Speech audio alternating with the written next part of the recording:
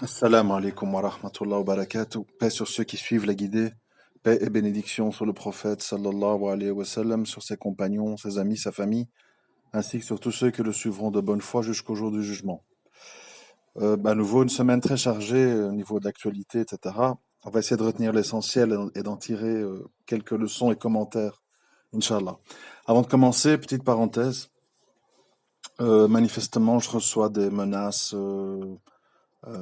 à travers YouTube, Facebook pour faire fermer mes comptes, etc. Je voudrais simplement dire une chose, parce que je suppose qu'ils écoutent mes audios, ceux qui font ça. Vous devez quand même faire attention. Pourquoi? Mon compte Facebook et mon compte YouTube est monitoré H24 par la police, qui voit qui fait quoi, qui écrit quoi, qui envoie quoi comme demande. Enfin, ils ont full accès. Et pour diverses raisons, vous pourriez avoir des problèmes à vouloir fermer ces comptes, car ça voudrait dire qu'il n'y a plus accès à ce que je raconte pour analyser et surveiller. Et ce n'est pas ce qui est voulu. Donc, il faudrait éviter de vous mettre dans des ennuis en affichant vos IP, etc., en voulant nuire à la page ou au compte. Bref, fermez la parenthèse. Comme on dit en français, un homme averti en vaut deux.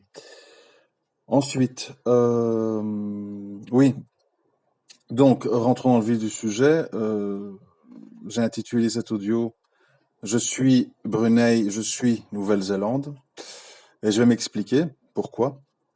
Vous savez, moi je suis d'accord avec plein de choses. Je suis d'accord qu'on me traite de flic. Je suis d'accord qu'on me traite d'astrologue. Je suis d'accord qu'on me traite d'homme à femme. Je suis d'accord qu'on me traite de radical, de louche, manipulateur, pervers narcissique ou que sais-je, tout ce que j'ai pu lire dans des rapports de psychiatres ou des calomnies venant de gauche ou de droite. Il n'y a pas de souci avec ça. Bon, peut-être il y a du vrai, peut-être il y a du faux. C'est pas très important, ce n'est que ma personne. Ce que je n'accepte pas et qui suscite la révolte en moi, c'est quand, à travers moi, parce que je ne suis pas le seul à penser comme je pense, évidemment, hein, encore heureux, alhamdoulilah, c'est quand, en fait, on insulte notre bien le plus précieux, qui sont les neurones que Allah subhanahu wa ta'ala nous ont donnés. Autrement dit, quand on nous prend pour des cons. Ça, j'accepte pas. J'accepte pas d'être insulté au niveau de l'intelligence. Parce que c'est un signe de manque de respect profond. Et le manque de respect, c'est détestable. Le reste, ce sont des calomnies, des mensonges, des inventions, des extrapolations, des médisances. Bon, fait partie de la vie. Mais quand on insulte la communauté musulmane à travers moi, par exemple, quand on insulte son intelligence, c'est pas acceptable. Pourquoi je dis ça? On est dans un monde, j'aimerais vraiment que vous soyez attentifs parce que c'est tellement important de pouvoir répondre aux gens qui par milliers déversent leur déficience intellectuelle dans tous les réseaux sociaux et malheureusement ils ont peu de répondants en face. On est dans un monde où le record absolu d'application de la peine de mort euh, a lieu en Chine, aux États-Unis ou en Arabie Saoudite et ailleurs. On n'a aucun problème pour faire des contrats commerciaux avec la Chine, avec l'Amérique encore pire, à les suivre, à les applaudir, etc. Et à l'Arabie, idem, islam ou pas islam, les décapitations au sabre ne soulèvent que de l'indifférence dans les cortèges humanistes et des droits de l'hommistes européens. Donc je crois qu'on est tous d'accord là-dessus. Cessons l'hypocrisie, on gagnera du temps. Alors je suis évidemment d'abord amusé et puis lassé, fatigué de voir en fait les gens, musulmans y compris, hein, c'est ça le plus triste, c'est surtout à eux que je m'adresse évidemment, être scandalisés parce que le petit pays, le micro-pays que personne ne connaissait même l'existence avant de Brunei, a décidé d'étendre l'application de la charia dans son pays. Alors il faudrait quand même à un moment donné être un minimum crédible. Vous avez tous les gens qui parlent de ça, mais qui dans le même temps disent renvoyer les musulmans chez eux, on est envahi, la France s'islamise, c'est le grand remplacement. Allez vite, Marine, un coup de balai, un coup de Karcher, etc. Et puis ces mêmes gens, en fait, quand les musulmans sont chez eux, en Algérie dans les années 90, en Égypte après comme ils disent, le printemps arabe, ou au Maroc, ailleurs, enfin peu importe, partout, quand les musulmans, majoritairement musulmans dans leur pays, dans une écrasante majorité, je vous rappelle que les musulmans sont majoritaires au Brunei, en Malaisie, en Indonésie, au Pakistan, etc., etc. Ultra majoritaires. Bon. Quand les musulmans dans leur pays décident de suivre leur religion, tout simplement, ah, c'est scandaleux, plainte de l'ONU, la France, à travers son ambassadeur, signifie son indignation, enfin bref, la valse de l'hypocrisie. Moi, vous savez, je suis, je l'ai assez dit, hein, je suis ultra convaincu de l'aspect contre-productif de la violence, etc., etc. Mais je refuse catégoriquement, et que je m'adresse à n'importe qui, juge, policier, voisin, juif, athée, mon fils, vous, peu importe, je refuse catégoriquement qu'on me prenne pour un con. D'accord? Donc, quand les peines corporelles ou quand la peine de mort est appliquée sur un peloton d'exécution dans le Utah ou avec des injections létales dans le Texas ou par chaise électrique dans le Tennessee, là, bah oui, l'Amérique, c'est comme ça, hein, c'est leur culture, c'est un peu les cow-boys, quoi, hein, ils chipotent pas, quoi. Bon. Par contre, nous, on se croit très civilisés, nous les Européens, parce on relâche des criminels multirécidivistes qui tuent et qui violent des enfants, des femmes, des innocents, etc. Ah ben oui, hein, qu'est-ce que vous voulez? Après 13 ans de peine, il faut bien les relâcher, hein, ils ont fait leur peine. Alors nous, on croit que c'est ça la civilisation, de relâcher des criminels dans la nature et d'offrir des innocents en offrande à ces criminels. D'accord? Idem, idem, idem avec le reste. Tuer quelqu'un à travers la peine de mort pour un délit, c'est inimaginable, inacceptable. Tuer un fœtus innocent dans le ventre de sa mère, c'est un acte progressiste, moderne et louable à propager dans le monde entier. Donc je refuse que vos valeurs, qui pour moi sont des valeurs décadentes, des valeurs destructrices, des valeurs négatives, vous voulez les adopter pour vous, c'est votre problème, d'accord? Mais vous n'avez pas le droit, vous n'avez pas le droit de déclarer aux pays majoritairement musulmans la façon dont ils doivent être gérés et votre conception du bien ou du mal, de l'acceptable ou du inacceptable. Tant que ce que je viens de dire ne sera pas bien enfoncé dans le crâne des gens, nous n'aurons jamais de paix, nous n'aurons jamais d'accords bilatéraux, d'échanges, etc., etc. C'est impossible. L'Europe, qui sera de plus en plus une petite Europe, entourée par des milliards de gens en Asie, en Afrique et en Amérique du Sud, doit accepter que son temps est révolu. Sa conception des droits de l'homme et de l'humanisme est révolue. Ce sont les grands pays qui fixent les règles du jeu. Et vous avez su respecter le Japon, vous avez su respecter la Chine, vous avez su respecter la Corée du Nord. Sachez respecter les musulmans. Voilà pourquoi je dis je suis Brunei. Voilà un pays qui n'attaque personne, qui ne finance aucun attentat terroriste, qui n'a pas de sang sur les mains, etc., qui dit simplement, nous, en tant que pays musulman, nous voulons appliquer notre charia. Tout simplement. Ça ne vous plaît pas? Ça vous dérange? Mais faites comme tout le monde. Faites comme tout le monde. C'est simple à comprendre. Tu n'aimes pas Trump? Il te dérange? Tu trouves qu'il est trop comme ci, trop comme ça? Tu fais tes clics et tes claques et tu vas dans un autre pays. C'est comme ça la vie. Quand on n'accepte plus le fonctionnement d'un endroit, qu'on estime qu'on y est mal à l'aise, qu'il n'y a pas d'avenir, qu'on est combattu idéologiquement, spirituellement, on est un réfugié politique. Hein? Comme quand les Chiliens n'ont pas aimé Pinochet, ils sont venus en Europe. Il y a eu des milliers de Chiliens qui sont débarqués en Europe. Ils ont quitté leur beau Chili. C'est comme ça. Donc, évidemment, tous les gens qui aiment l'adultère, l'alcool, l'homosexualité, les jeux de hasard, etc., doivent faire leur sac à dos et quitter le Brunei et aller s'amuser au Laos, au Vietnam, dans les bordels, etc. Il y a l'embarras du choix, hein. Le monde est rempli de boxons, donc faut pas non plus dire qu'il n'y a pas la place, hein. C'est simple.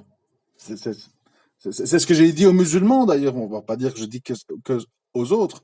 J'ai dit aux musulmans, si tu estimes à un moment donné que tu n'as plus de liberté d'expression, que tu es oppressé, que tu n'as pas d'avenir, que tu es mal à l'aise, que tu te sens dépressif, que tu as peur de basculer dans la folie, la violence, la schizophrénie, les troubles psychiatriques parce que tu vis en Europe, fais tes paquets, pars, pars, va en Patagonie, va en Afrique du Sud, va au Congo, va en Nouvelle-Zélande, va en Tasmanie, je ne sais pas, le monde il est vaste. Et ceux qui estiment qu'ils arrivent à gérer les choses, qu'ils s'en sortent malgré l'oppression, eh bien, voilà, chacun son cas. Et c'est comme ça pour le monde entier. Donc il faut arrêter de dire, ah, la minorité LGBT de Brunei, composée de 50 personnes, se sont mobilisés parce que leur avenir, ils sont inquiets pour leur avenir. Ah bah oui, tout le monde n'est jamais totalement heureux. Je vous dis, si vous supportez pas la peine de mort aux États-Unis et vous dites que c'est scandaleux, inacceptable, bah, faites vos paquets, hein, qu'est-ce que je dise. C'est comme ça dans la vie. Donc il faut aussi sortir de ces espèces de complexes. Oui, mais non, il faut pas parler de la charia, ça fait peur. L'islam, c'est l'islam, d'accord? Comme d'ailleurs, je le répète, pour les humanistes, droits de l'homiste, les droits de l'homme, c'est les droits de l'homme. C'est-à-dire qu'un criminel qui a, qui a, qui a, qui a déchiré les voies anales d'un bébé de 7 mois, eh bien, il doit aller 6 7 ans en prison avec des soins, des psychiatres, des pilules, des machins, etc. Et au bout de 5 6 ans, il sort et on espère qu'il recommence pas. Et le jour où ton bébé est kidnappé et retrouvé complètement déchiqueté, ou bien avec des troubles psychiatriques à vie parce que il a subi des viols, des attouchements, on te dira ah ben désolé, hein, écoutez, ben on va le réarrêter, hein, bon, ça c'est votre conception du bien. Pour vous, c'est ça le progrès. Quand vous dites ah, je prends un rendez-vous pour découper en petits morceaux un fœtus dans le ventre d'une femme parce que elle estime qu'elle a encore 2 ans d'études, c'est pas le moment, etc. Et que, et qu'un médecin, gynécologue, va avec une pince arracher un bras, une jambe, une tête, etc. Et qu'on dit, ah ben oui, hein, oui, au nom du progrès, des études et du féminisme, c'est votre conception du bien. Et c'est votre droit. Chacun son livre, chacun son destin. Mais laissez aux autres avoir leur conception de ce qui est acceptable ou non. Vous savez, il y a beaucoup de gens qui minimisent ou qui ne mesurent pas la gravité de l'adultère en disant oui, d'accord, les violeurs d'enfants, les pédophiles, mais bon, l'adultère, qu'est-ce qu'il y a même chez nous, Tariq Ramadan l'a fait, faut pas exagérer. Tous les hommes publics sont tentés, hein, c'est normal, hein, sont entourés de minettes autour d'eux, tôt ou tard, il faut bien qu'ils craquent. Hein. Bon, on entend ça, on lit ça. Ben, je vous rappelle que en islam, si la consommation d'alcool et, par effet ricochet souvent, l'adultère sont punis, et encore plus punis quand il s'agit de gens mariés, c'est tout simplement parce que l'adultère en étant marié, qui est très différent de l'adultère en étant célibataire, mais je ne vais pas rentrer dans des questions de jurisprudence, peut déstabiliser toute une société, peut déstabiliser psychologiquement des enfants, des femmes. Combien, je répète, je l'ai déjà dit dans d'autres audios, mais je le répète encore une fois, combien d'hommes et de femmes, allez vérifier si vous ne me croyez pas, allez vérifier, faites votre enquête. Combien d'hommes et de femmes croupissent dans des prisons en Belgique, en France et ailleurs pour crimes passionnels parce qu'ils ont surpris leur mari ou leur femme avec un autre homme ou une autre femme. Ils sont des centaines, des milliers en prison pour ce motif-là. Parce que tout simplement, émotionnellement, pour beaucoup de gens, c'est un choc inacceptable de voir quelqu'un à qui on a tout donné et à qui on a partagé 5, 10, 15, 20, 25 ans de sa vie, le voir partir avec une personne fraîchement débarquée, qui l'a un petit peu manipulé, etc., et qui a tout cassé, tout gâché, tout menti. Et les gens basculent dans les crimes, dans la mort, vous comprenez? Et donc, je l'ai toujours dit, ce qui paraît être dur, ce qui paraît être sévère en islam, c'est pour éviter des tragédies beaucoup plus graves. beaucoup plus grave. Quand on fouette un alcoolique qui consomme de l'alcool, c'est pour éviter ce qui se passe ici, qu'un samedi soir, on vous téléphone, madame, votre fils qui marchait sur le bord de la route a été tué par un chauffard qui avait trop bu. Il prendra 7 mois de prison avec sursis. Il n'avait pas toutes ses facultés, il avait bu. Et vous avez juste à fermer votre gueule et à dire Amen. Vous comprenez? Donc, l'islam, je répète, ce qui paraît sévère en islam, ce qui paraît inacceptable en islam, c'est pour éviter des tragédies bien plus graves au niveau sociétal. Les crimes d'honneur, les vengeances, les crimes sous influence de drogue, d'alcool, les crimes passionnels, etc., etc. Allez dans les cours d'assises, allez dans les tribunaux, allez voir le nombre de gens qui se déchirent, qui s'entretuent, qui se traînent dans la boue et qui dépensent des centaines de milliers d'euros pour des histoires passionnelles, de divorce, de tromperie, d'argent, etc., etc., d'héritage, bref, toutes des choses qui sont légiférées par l'islam, encadrées par l'islam. Mais évidemment, les apôtres de la liberté nous vous montrent toujours le bon côté de la liberté. Les tragédies, on les met derrière le paravent, on bombarde ça de parfums et de fleurs pour que vous ne voyez pas et vous ne sentez pas. Mais c'est là, et ça existe. Et il suffit de vérifier. Tapez les statistiques.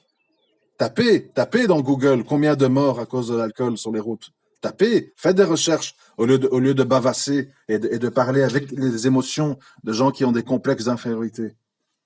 Tout est là. Je l'ai toujours dit, tout est là. Le problème, c'est que les gens sont fainéants, que les gens sont lâches, que les gens sont peureux et que les gens sont sciemment aveugles, sourds et puis muets. Bon. Ensuite, j'ai dit, je suis Nouvelle-Zélande. Pourquoi je dis ça? On va me dire, ouais, mais attends, c'est quand même que des mécréants. D'ailleurs, à la première ministre, ils ont envoyé des troupes pour combattre les musulmans, etc., etc. Bon. Je voudrais quand même que les musulmans comprennent une chose. Si Allah subhanahu wa ta'ala avait voulu, nous serions tous croyants. Mais Allah a voulu qu'il y ait des musulmans, qu'il y ait des chrétiens, qu'il y ait des juifs, qu'il y ait des bouddhistes, qu'il y ait des hindous, qu'il y ait des athées, qu'il y ait des agnostiques, qu'il y ait des mormons, etc., etc., etc. C'est comme ça. Bon. Allah nous dit qu'autour de nous, il y a plusieurs catégories de gens. Il y a des égarés, il y a des hypocrites, il y a des ennemis d'Allah, etc., etc. Il faut savoir à un moment donné catégoriser. Moi, qu'est-ce que je dis? Je dis, pendant que France 5, France 24, France 2, TF1, BFM, CNews parlaient en vitesse de l'abattoir qui a eu lieu en Nouvelle-Zélande avec une 50aine de morts, qui a été évacué à vitesse VV', hein. Par contre, quand on doit parler des insultes subies, verbales, subies par Finkielkraut, c'est le branle-bas de combat. Quand il y a 50 morts qui sont abattus comme des lapins, c'est un fait divers, isolé, ouais, bof, etc. Eh bien, je dis, je suis quelqu'un de juste, et je dis, incroyants ou pas, il y a quand même des gens qui, comment je vais dire, ne cherchent pas à un moment donné à éviter la situation. Ils désavouent le criminel, ils se montrent solidaires avec les musulmans, jusqu'à parfois porter un voile pour la première ministre de Nouvelle-Zélande. Geste qui a été immédiatement, là ils se sont mobilisés, hein, geste qui a été immédiatement condamné, vilipendé par toute une série d'associations d'islamophobes en France qui ont signé une pétition. Il y avait la liste de tous les noms sur mon mur Facebook, qui, eux, ne sont évidemment pas du tout mobilisés pour les 50 innocents qui se sont fait charcuter, abattre comme des moutons. Ils se sont mobilisés parce qu'ils n'ont pas aimé qu'une des leurs daigne porter un voile un jour en signe de solidarité avec les musulmans meurtris et attristés par ce qui leur arrive. Il faut quand même tirer des leçons. Ça signifie qu'en face de nous, nous avons plusieurs types d'individus. Nous avons des gens, souvent des apostats, ou des ex-musulmans ou maghrébins hostiles à l'islam, qui, eux, quand on voit la liste des signataires de la pétition, se mobilisent pour tout ce qui est anti-voile, anti-islam, anti-mosquée, anti-halal, anti-ceci, anti-mixité, etc. Et nous avons aussi des occidentaux, à gauche et à droite, qui disent Je ne suis pas musulman, voilà. Dieu, Allah n'a pas fait que j'arrive à avoir la foi. Peut-être un jour, je ne sais pas. Mais je ne suis pas d'accord avec cette injustice. Je ne suis pas d'accord avec cet acte de violence injuste. Je veux le montrer par toutes les façons possibles et imaginables, en me mobilisant avec vous, en apportant des bougies, des fleurs, en mettant un voile, en participant à l'appel à la prière, enfin tout ce qu'on a vu en Nouvelle-Zélande. Donc il faut bien, nous les musulmans, on est des gens de justice, vous comprenez? Et on doit faire l'effort de faire la part des choses. C'est pour ça que je dis, il faut arrêter de raisonner de manière binaire. C'est très problématique ça. Parce que nous sommes des âmes en mouvement. Et qui était musulman hier peut ne plus l'être demain. Qui ne l'était pas hier peut le devenir demain. Nous sommes des âmes en mouvement. Alors on va me dire, oui, mais bon, on juge sur le moment présent. On peut pas commencer à se projeter sur l'invisible en spéculant que la terre entière peut être musulmane. C'est tout à fait exact. Je dis simplement que nous devons être justes. Et quand des non-musulmans ne nous combattent pas, ne nous insultent pas, ne nous méprisent pas, ne nous manquent pas de respect, sont solidaires et le montrent, etc., etc., il faut savoir être juste et les remercier pour ça. Après, oui, tous ces pays font partie de coalitions. On l'a vu avec la Turquie, c'est un petit peu complexe. Ils sont dans l'OTAN, mais en même temps, ils sont un peu avec les Russes, mais en même temps, un peu avec l'Amérique, mais pas trop. Mais en même temps, on les accuse d'être un dictateur, Erdogan. Mais en même temps, on se repose sur lui pour empêcher les migrants de venir. La géopolitique, c'est compliqué, parce que les États sont tenus par des accords, etc. Et c'est pas toujours le fond de leur pensée. Surtout que c'est des accords qui ont été signés et décidés souvent avant que les gouvernements soient établis. Eux trouvent la situation déjà faite, déjà signée devant eux, et ils n'ont pas beaucoup le choix. Donc, à nouveau, il faut tenir ça en compte. Je ne dis pas que c'est pas grave que la Nouvelle-Zélande participe à une coalition internationale. C'est pas ça que j'ai dit. Je dis, il faut faire la part des choses. Parce que les autres, ils participent aussi à des coalitions internationales. Mais en plus, ils combattent les musulmans, ils les dénigrent. Tous leurs médias tirent à boulet rouge dessus jour et nuit. Quand on est victime de terrorisme de masse, hein, je veux dire, je voudrais quand même que tout le monde fasse l'effort de comprendre que un type qui va armé jusqu'aux dents avec des armes automatiques, avec clairement écrit sur ses armes Charles Martel, Croisade et compagnie, abattre 50 musulmans, ce n'est pas comparable à un fou qui va dans la rue, qui est sans papier, qui manque de drogue ou qui fuit la police et qui dit ah Allahu Akbar, je donne un coup de couteau à ma voisine, au boulanger du coin, et puis je me fais abattre par la police. C'est pas la même chose. C'est pas la même proportion, c'est pas la même organisation, c'est pas les mêmes dégâts. Ici, on parle aussi d'un abattage dans un lieu de culte. Hein. Je ne sais pas si vous voyez souvent des musulmans qui rentrent avec des kalachnikovs dans des synagogues, des églises en Belgique, en France ou ailleurs, et qui tuent 50 personnes. Laissez-moi bien vous dire que le jour où ça arrive, on réouvre Auschwitz et Buchenwald, et on peut tous faire nos sacs à dos pour y aller. Donc voilà. Donc il faut, quand on juge les faits, il faut toujours avoir une vision globale des choses, équilibrée, dénuée d'émotions et toujours gouvernée par un esprit de justice. C'est ça que je voulais dire. Écoutez, j'ai encore beaucoup de choses à vous dire, mais je referai un autre audio si nécessaire, comme ça vous prend pas trop de temps non plus. Mais je pense honnêtement, ça c'est vraiment mon point de vue, je vais le répéter encore une fois, je pense honnêtement qu'il faut absolument arrêter de tenir un discours indéfendable qui consiste à dire nous ne voulons pas de l'islam chez nous, on veut plus de mosquées, on en a marre, les cantines halal, les boucheries halal, ça suffit, grand remplacement, etc. Et en même temps dire nous envoyons nos troupes au Mali, au machin, en Syrie, en Irak, on soutient les dictateurs en Égypte, trucs, et on condamne le Brunei. Donc, en fait, on empêche les musulmans de vivre leur religion, puisqu'on dit, bon, si vous voulez la paix, écoutez, oui, on n'est pas raciste, hein, vous pouvez être black, beurre, c'est pas un souci, mais vous devez un petit peu vivre comme nous. Démocratie, avec des gens qui sont dans les droits de l'homme et l'humanisme, qui ne prennent aucune décision, qui nous contrarient, etc. Les Chinois peuvent abattre des gens, les Saoudiens peuvent abattre des gens, les Américains peuvent abattre des gens, mais les musulmans, non. Non, parce que c'est fait au nom d'Allah, c'est dérangeant. On a déjà accepté l'Arabie Saoudite. Bon, ça nous fait mal aux dents. Mais bon, comme ils nous achètent tellement de vieilles casseroles, de vieux avions et de vieux missiles pourris, on passe l'éponge. Bon, à un moment donné, il faut voir clair dans tout ça. Il faut voir clair. Et il faut dire, pas de terrorisme, vous avez raison. Pas de violence gratuite, vous avez raison. Pas de radicalisme qui pousse à la haine entre les gens et à ce qu'on puisse pas vivre entre nous, vous avez raison. Mais condamnation des pays musulmans parce qu'ils veulent plus d'islam chez eux, là je dis non, c'est pas acceptable. Et il faut quand même comprendre que c'est pas acceptable. Si vous êtes capable d'accepter les dérobades aux droits de l'homme en Chine, en Amérique et ailleurs, vous devez être capable aussi de l'accepter pour le petit pays du Brunei, qui est un microcosmos, je crois qu'il n'y a même pas 1 million d'habitants. Donc il faut un petit peu se calmer et il faut arrêter de jouer les vierges effarouchées, ça n'a pas de sens. Je vous remercie de m'avoir écouté.